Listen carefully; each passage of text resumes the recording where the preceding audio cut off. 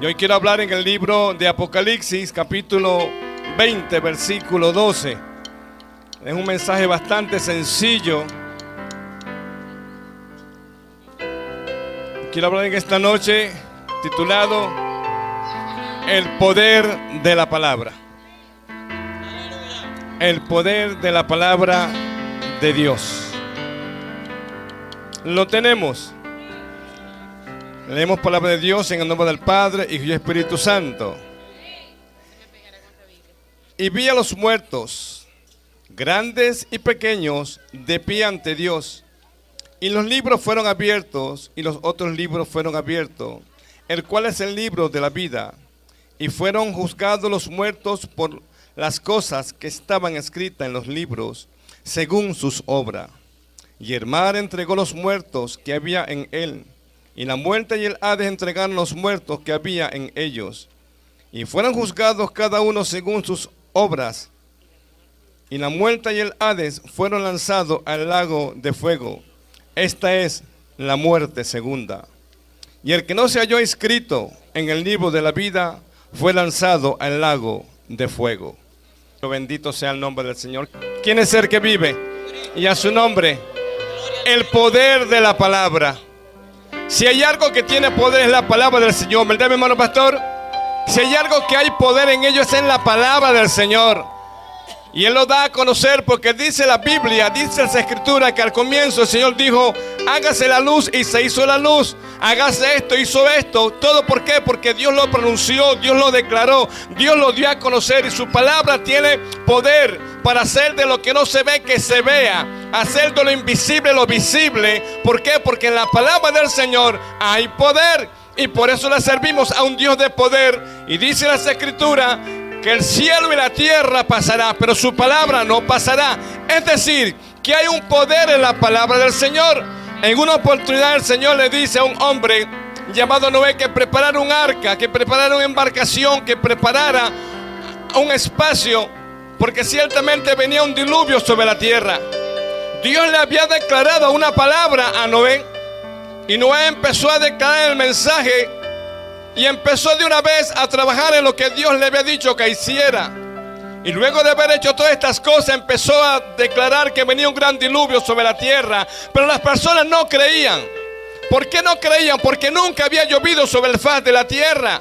Y le decían que eran locos. Le decían: no, tú estás fuera de sí. Es imposible que vaya a caer agua del cielo. No puede ser, Noé, no puede ser. ¿Por qué te vas a hacer esa embarcación si eso nunca va a flotar? No hay tanta agua así para que tú hagas esa nave de tan gran tamaño, le decían a Noé.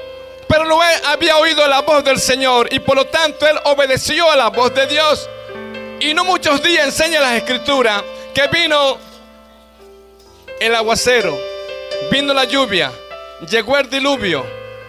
La gente no creía, pero a medida que el agua iba creciendo, a medida que todo se iba sumando y se iba sumando, las personas se empezaron a dar cuenta y empezaron a observar que lo que Dios había dicho, lo que Noé había dicho, se estaba convirtiendo en realidad. Pero el arca se cerró. El arca empezó a flotar. Y aquellas personas ya sin fuerza, me imagino que habrían grandes hombres que se montaron en las grandes montañas, pero el agua sobrepasaba todas aquellas cosas.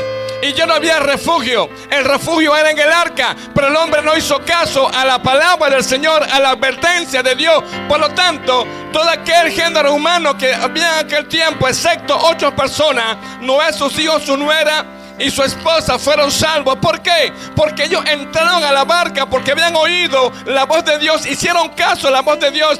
Y de toda aquella gran humanidad que había de aquellos tiempos, solamente 8 personas fueron salvas de aquel diluvio. ¿Por qué? Porque habían oído la palabra, y la palabra del Señor se cumplió, de que iba a haber un diluvio, y hubo el diluvio. Mas los hombres no se apercibieron de la palabra del Señor. Eso pasó hace muchísimos siglos, muchísimos años. Y hoy día sigue siendo la misma palabra, sigue siendo el mismo Dios, sigue siendo el mismo poder. Y Dios sigue advirtiendo, Dios sigue alertando a la raza humana de las cosas que han de venir. En una oportunidad le dijeron a los discípulos a Jesús: Señor, dinos cuándo serán las señales de tu venida, qué cosas va a pasar, qué va a acontecer. Y Jesús le dice, les voy a decir algo, vengan acá, reúnanse. Lo primero que le dijo, mira, que nadie los engañe. ¿Por qué Jesús les diría esto a los apóstoles? ¿Por qué Jesús les diría esto a estos hombres que estaban comenzando el evangelio? Porque iban a venir falsos hombres, falsos predicadores, falsos pastores, falsos apóstoles, falsos Cristos. Y él dijo, mira, que nadie los engañen, porque vendrán muchos en mi nombre. Tengan cuidado, no se dejen engañar. Jesús le está declarando una palabra de advertencia, porque van a venir guerras, van a venir terremotos, van a venir todo aquello que el hombre ciertamente ya ha visto, que ha podido observar, que ha podido palpar. Va a venir el hambre, se va a levantar los hombres, los hijos contra los padres contra los hijos. Y eso lo hemos visto, eso se ha cumplido. ¿Por qué? Porque ya Dios lo dijo. Y es su palabra en advertencia para una humanidad. Una palabra de esperanza que Jesús le da a la humanidad. Una palabra de alerta para que nosotros, los seres humanos, hoy día nos apercibamos de ella. Y ciertamente la hemos vivido, hemos visto cómo hay guerra en diferentes naciones. Antier el 21 creo que fue el terremoto, ¿no? El temblor que hubo aquí. Y más de uno se arrepintió. Dijo, ay Señor, se va a acabar todo esto, ahora sí me arrepiento. Pero fue un arrepentimiento ocasional solamente, porque después seguimos haciendo lo mismo. Pero el Señor dijo que antes de su venida todas estas cosas iban a acontecer. El Señor lo advirtió, y el cielo y la tierra pasará, pero su palabra no va a pasar. Su palabra se va a cumplir. Bendito sea el nombre del Señor. Su palabra va a tener el efecto. Su palabra va a ser y será. Bendito sea el nombre de Jesús. Y aquellos hombres ciertamente escucharon al Señor. Noé escuchó la voz y hizo. Los apóstoles escucharon la voz de Jesús y empezaron a predicar el mensaje de salvación. Pero la gente hacía muy poco caso al mensaje. La gente se burlaba de Jesús, porque dice la Biblia que a los suyos vino y los suyos no le recibieron. A Jesús lo apedrearon. A Jesús, después que lo consideraron rey, después lo consideraron un homicida. No hacían caso al mensaje. Pero Jesús dijo que ciertamente él iba a morir, pero que al tercer día él iba a resucitar. Y ciertamente nuestra victoria, nuestra esperanza está en el día de la resurrección de Cristo, que no pudo la misma muerte detenerlo, no pudo el Hades, no pudo el sepulcro detener al Cristo de la gloria. Por eso es que predicamos a un Cristo de poder, a un Cristo que está vivo, a un Cristo que reina. Él dice en su palabra, yo voy a preparar lugar, yo voy a preparar morada para cada uno de vosotros.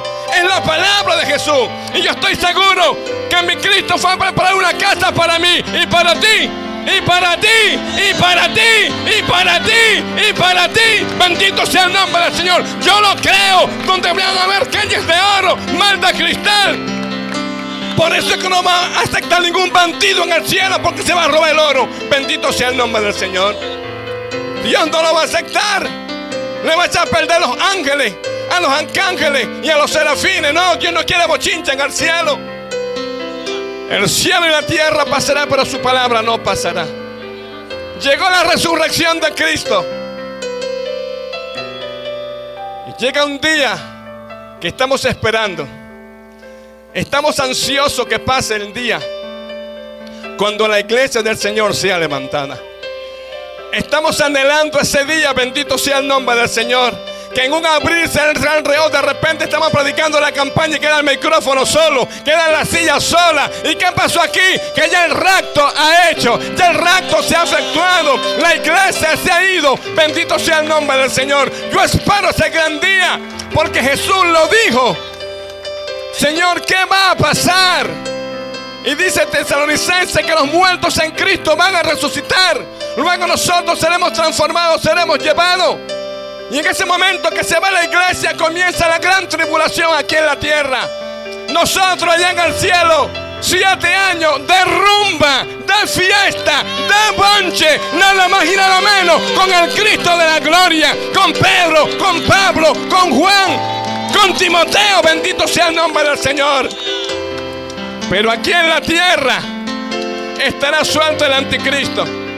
estará suelto el hombre de pecado y el hombre que no se apercibió por haber escuchado y hecho conforme a la palabra del Señor. Pero después de esto, donde quiero llegar, donde he leído, dice la Biblia que los muertos, grandes y pequeños, estuvieron delante del trono blanco, dice aquí la Biblia. Está hablando cuando la humanidad se enfrenta a un tribunal, y no es el de Cristo, es el de Dios, donde vaya el hombre a ser juzgado, donde el hombre va a ser sentenciado, donde el hombre va a estar cara a cara con Dios y lo va a mirar, y el hombre va a ser juzgado de acuerdo a lo que está escrito en el libro. Y Dios mandará un ángel, dije, búsqueme a fulano de tal, y empieza a buscarlo. Y no le encuentra, no, aquí no sale registrado. Eso no es ningún carnet, no. No, aquí no está registrado, aquí no sale. Búscala por allá. Ahí no va a llamar un amigo que va a decir, bueno, méteme a colear por allá. No, tampoco, va a estar el mismo Señor, ¿a dónde tú estás? Y dice la Biblia que el que no se halló escrito en el libro de la vida fue lanzado al lago de fuego. Ahora dice la Biblia que esta es la muerte segunda. Entonces, ¿cuál es la muerte primera? La muerte primera es cuando el hombre decidió separarse de Dios, cuando el hombre decidió estar a espaldas de Dios. Está muerto en delito, está muerto en pecado, está muerto, su espíritu está muerto. ¿Por qué? Porque el espíritu muere cuando quita su relación con Dios, porque el único que le da vida al espíritu del hombre se llama Jehová Dios de los ejércitos, el que puede dar vida y el que puede dar vida en abundancia. Por eso la Biblia enseña que el hombre separado de Dios está muerto en delitos y pecados, dice la Escritura. Y por lo tanto dice la Biblia que fueron los grandes, los pequeños. El mar entregó sus muertos. De los féretros, de los sepulcros se levantaron y estaban delante de Dios y fueron lanzados al lago de fuego. Dicen algunos, pero Dios no creó el infierno para el hombre. Ciertamente Dios no creó el infierno para el hombre, pero el hombre, debido a su desobediencia, el hombre elige dónde pasar la eternidad. Entonces al hombre se le puede olvidar, pero la palabra del Señor se cumple. Bendito sea el nombre del Señor. Y llegará ese momento donde aquellos que su nombre no está escrito en el libro de la vida estarán frente al trono blanco del Señor para ser juzgados según sean sus obras. Pero el que no se halló escrito en el libro de la vida, lamentablemente irá para un lugar eterno. Y es lamentable. Y yo, analizando las Escrituras, no hay nada peor que estar eternamente separado de la presencia de Dios. No hay nada peor que estar sin Dios en un lugar. No hay nada peor donde no hay más esperanza. Pero Cristo mandó una iglesia, Cristo mandó unos hombres y mujeres a anunciar que su palabra tiene poder, porque Cristo cambia, Cristo hace, es el mismo Cristo de ayer, hoy, siempre, por los siglos de los siglos. Bendito sea la gloria de Dios. Hay un mensaje de esperanza para un pueblo que está en crisis, padres que están en crisis, mujeres que están en crisis. Yo conozco un Cristo de poder. Y usted conoce, iglesia, un Cristo de poder. Conocemos un Cristo de poder. La Biblia dice que de modo que si alguno está en Cristo es una nueva criatura. Pero el hecho de ser criatura o ser formado nuevo no consiste o no ha consistido en el intelecto humano del hombre, no. Ha consistido en la misericordia, en su amor que ha tenido para con nosotros. Cuando andamos a espaldas de Dios y separados, por su misericordia nos trajo a sus caminos. Y por eso dice las Escrituras, de modo que si alguno está en Cristo es una nueva criatura. Las cosas viejas pasaron y aquí todas son hechas nuevas. Lo dice su palabra, que soy un hombre nuevo, una mujer nueva. ¿Para qué? Para anunciar las virtudes de aquel que nos llamó de las tinieblas a su luz admirable. Por eso su palabra tiene poder para cambiar el hombre, para cambiar el matrimonio, para cambiar la sociedad, para cambiar a Venezuela.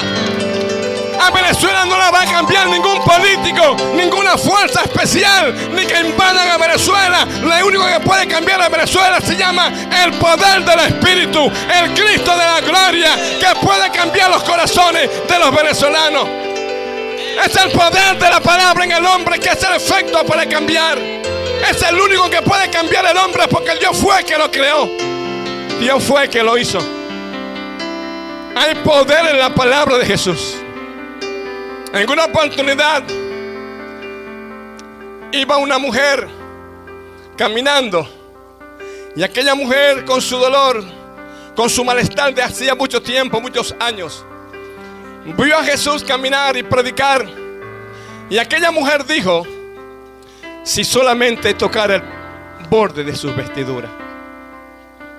Y aquella mujer, con la poca fuerza que tenía, pasó y tocó el borde de la vestidura de Jesús. Y Jesús dijo: ¿quién me ha tocado? Los discípulos se asombran y dicen: Señor, si estás rodeado te apretan, y a ti se te ocurre decir quién te ha tocado. El asunto no es que yo diga que soy evangélico. El asunto no es que yo esté metido en una iglesia. No, el asunto consiste en que yo esté tocando a Jesús y Él sienta mi presencia en su presencia, y que yo sienta su presencia también. Eso sí me enseña la palabra, que pueda sentir el poder de Dios en mi vida. Bendito sea el nombre de Jesús. Y Jesús dijo: poder ha salido de mí, virtud ha salido de mí, dijo Jesús. Y dice las Escrituras que el flujo de sangre de aquella mujer se detuvo por un momento, o para siempre, en aquel momento. Y que aquella mujer, viéndose descubierta, fue a Jesús y le declaró: Jesús, yo soy aquella mujer que te toqué. Aquella mujer sintió una gran necesidad, pero sabía dónde podía ir, sabía dónde podía encontrar remedio, cura, sanidad para su dolor, para su quebranto. Y solamente en Jesús pude encontrarlo. Solamente en Jesús, bendito sea el nombre del Señor. En una oportunidad estaba un hombre afligido por su hijo. Aquel hombre lloraba por su hijo, porque venían espíritus inmundos y lo atormentaban. Y dice las Escrituras que intentaban lanzarlo sobre el fuego. Intentaban los espíritus inmundos lanzarlo sobre el agua hirviendo, sobre la candela. Y el padre tenía cuidado de aquel hijo. Y se lo llevan a los discípulos y no pueden hacer nada.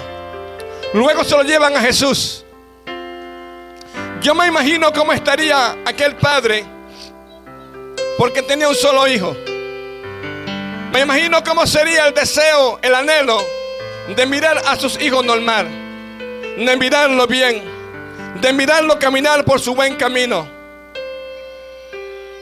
Y aquel hombre fue a Jesús. Y aquel hombre le pidió a Jesús. Y Jesús vio a aquel joven y vio también que tenía gran necesidad. Y Jesús dijo una palabra, y aquel joven fue liberado. Una sola palabra, mujer. Una sola palabra, padre de familia, y tu hogar queda liberado. Y esa sola palabra te la va a dar Jesús si tú le entregas tu corazón. Él dice en su palabra y nos da a conocer: si conocieres solamente, le dijo Jesús a una mujer, si conocieres solamente quién te está pidiendo. Si tú conocieres y le des la oportunidad a Jesús de que su palabra haga el efecto en tu matrimonio, haga el efecto en tu vida, yo estoy más que convencido que el Señor va a hacer. Hemos visto muchos milagros de sanidades. Hemos visto constantemente que Dios ha levantado a hombres de silla de rueda. Hemos visto mujeres que Dios ha rescatado de diferentes lugares. Jóvenes que han salido de diferentes lugares de drogadicción, de diferentes lugares. Dios ha restaurado. ¿Sabe por qué? Porque es el poder de su palabra. Es el poder de la palabra de Jesús. Es su palabra. Él dice que te hace un hombre nuevo. Él dice que tu matrimonio puede ser nuevo si solamente tú crees. Para el que cree, nada le es imposible. Solamente cree, Jesús dijo en una oportunidad. Solamente tú vas a creer. Solamente tú vas a creer y vas a ser salvo tú. Y también vas a ser salvo tu casa. Solamente cree. ¿Por qué? Porque cuando Cristo llega a un sector, manifiesta su amor, manifiesta su gracia, manifiesta su poder para que las almas sean salvas. Porque Cristo, bendito sea el nombre del Señor, de acuerdo a las Escrituras, Cristo no quiere verte en este trono blanco. No. Él no quiere ver la humanidad en este trono blanco para ser juzgado y lanzado al lago de fuego. No. Él quiere que tú también te levantes y tú también puedas adorarle, tú también puedas glorificarle y puedas vivir eternamente en las mansiones celestiales, porque Él fue a preparar un lugar también para ti, amigo. Entonces Cristo te invita para que seas participante del reino de los cielos. El cielo pasará, la tierra pasará, pero su palabra no pasará. El diluvio se dijo y aconteció. Se ha dicho que ha pasado, ha pasado. Lo que se ha declarado ha pasado. La iglesia está a punto de ser levantada, está a punto de pasar. Viene el anticristo, se va a manifestar. Pero yo quiero estar en Cristo Jesús, en la boda del Cordero. Su palabra se va a cumplir en cualquier momento. Ya para terminar, ahora depende de nosotros los hombres, de que nosotros nos apercibamos y tomemos en cuenta lo que Dios ha declarado, lo que Dios ha dicho a través del mensaje del Evangelio. Por eso dice la Biblia: no me arrepiento del Evangelio, no me avergüenzo del Evangelio, porque es poder de Dios. Hay poder en Jesús. El primer día que empecé a predicar, me venía con el doctor Adiel, con mi nieto, y me dice: el abuelo, no te voy a poder acompañar porque me duele demasiado el oído. Y yo le dije: vente, hijo, que cuando llegues a la campaña ese dolor te va a desaparecer. Y yo estoy leyendo de aquel lado las Escrituras y lo quedo mirando, y él me queda mirando y me hace: ¿por qué? Porque solamente declaré la palabra y el Señor hizo. Dios quita cualquier dolor, no solamente del oído, sino el del corazón, el del alma. Bendito sea el nombre del Señor. Dios quita cualquier dolor que sea cuando nosotros vamos a sus pies. Cuando nosotros vamos a los pies de Cristo Jesús y sentimos la necesidad, declaramos la necesidad, apartamos el ego, como aquella mujer en una oportunidad que estaba el Señor rodeado de gran multitud en un hogar y la mujer no podía entrar, y de repente aquella mujer encontró un espacio y pasó y se lanzó a los pies de Cristo. Y cuando se lanza a los pies de Cristo, empieza aquella mujer a llorar, rompe un frasco y echa un perfume en sus pies y empieza con su cabello a secar los pies y empieza a besar los pies del Maestro.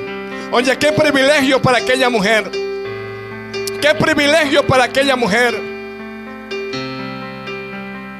Y Jesús miró a aquella mujer y enseña las Escrituras. Y yo hago cierto análisis de ella, que me imagino que Jesús la tomó de la mano y la ayudó a levantarse y le dijo: hija, tus pecados